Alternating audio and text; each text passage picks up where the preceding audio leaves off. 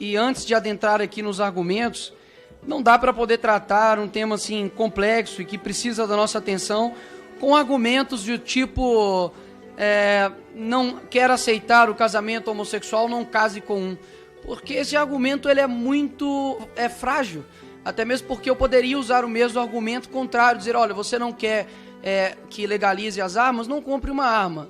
Então não faz sentido isso, eu acho que nós somos aqui parlamentares e a gente de fato precisa tratar da maneira mais séria.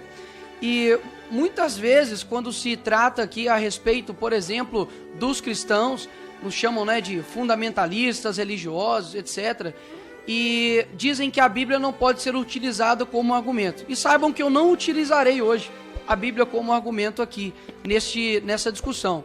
Mas, ao mesmo tempo, quando nós tomamos uma posição mais firme, até mesmo radical no sentido, para o mundo de defender os nossos valores, eles falam assim, você é cristão, a Bíblia diz para poder amar. Aí a Bíblia pode ser usada como argumento, mas não de maneira total, mas somente parcial.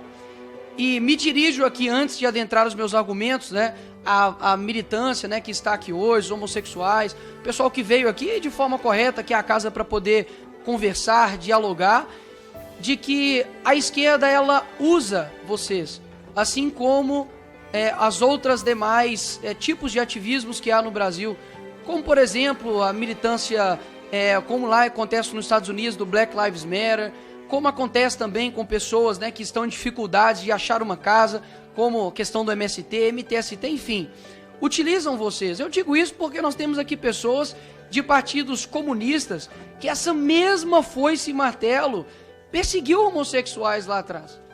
Isso é um fato, não é uma opinião minha. Isso é o da boca do Fidel Castro, do homem que fundou o Foro de São Paulo junto com Lula. E olha só que contradição. Ao mesmo tempo que nós não temos direitos básicos no Brasil, como saneamento básico, não é saneamento VIP, Black, Gold, é saneamento básico. E muitas pessoas aqui não possuem liberdade, por exemplo, um homossexual, assim como um hétero, de andar na rua de maneira segura, com o celular, porque pode ser roubado. Se ele usar aqui o transporte público, como eu usei durante muito tempo na minha vida, ele vai encontrar um serviço prestado pelo Estado péssimo. Se ele tiver algum problema de saúde, for até no seu bairro ali, que seja numa UBS, ele vai encontrar, delegado Caveira, uma prestação de saúde pública horrível. Na escola, talvez, que seu filho ou a sua filha irá frequentar, que o Estado fornece, ele vai encontrar uma prestação de infraestrutura, inclusive péssima. Mas nada disso importa. O que importa é que o Lula diz que tem compromissos com o direito LGBT. Sendo que você, LGBT, não tem, além de somente falas do presidente, não tem mais nada que o governo possa te oferecer de direitos de fato. Saúde, educação, transporte, nada. Mas migalhas sendo oferecidas para uma militância que eles utilizam. Até mesmo porque há homossexuais que não concordam com a militância e que são discriminados pelos mesmos. Ou seja, não se enganem. Assim, quando eles obtiverem o que eles querem, eles irão te descartar. E eu digo isso aqui assim como alguém que sabe e conhece da história. Então, o nosso ministro, por exemplo, de Direitos Humanos, estava ali com a bandeira estendida de Cuba, semana passada, ali no assentamento do MST. Pessoal, essa mesma bandeira, repito, não é opinião minha, essa mesma bandeira, dominada por Che Guevara e Fidel Castro, perseguiu vocês. Não é uma luta por vocês, é uma luta por eles. Então, quero deixar isso aqui no primeiro momento. Agora, a maioria de vocês que estão aqui, talvez até mesmo quase todos, não tem ideia da consequência civilizatória e cultural do que está sendo pautado aqui. Por quê? Antigamente, na Grécia Antiga, você também tinha a homossexualidade, mas eles não ousaram, presidente Fernando, mudar a instituição casamento, porque não se diz respeito a uma discussão de eu aceito ou não aceito. Eu não aceito que o quadrado tenha 4 lados, Priscila. É simplesmente o atestamento da realidade.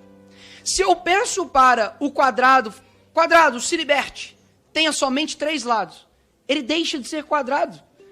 E da mesma maneira com relação ao casamento. O casamento, a finalidade, quando você vê a própria questão bíblica, mas não usando ela, a finalidade, o natural, não se diz respeito somente à questão natural, natureza. Porque na natureza também tem. Ali, alguns pinguins, por exemplo, que eu já vi, e homossexuais utilizam isso como argumento, de terem ali relações do mesmo sexo. Mas é natural no sentido de finalidade. A finalidade do casamento é preservar quem tem o desejo, a continuidade da humanidade. Quando você pega duas pessoas do mesmo sexo, e digamos que o casamento homossexual ele expandisse e ganhasse e fosse a regra, se não fosse o relacionamento hétero, não haveria mais seres humanos.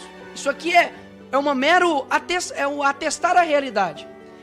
E este princípio de desnortear, de ignorar a realidade é um princípio muito perigoso. Quando nós vemos, por exemplo, que esse mesmo princípio ele é aplicado a o que eu me sinto, eu me torno. Ou seja, a realidade não é mais aquilo que você vê, é aquilo que o interlocutor atesta.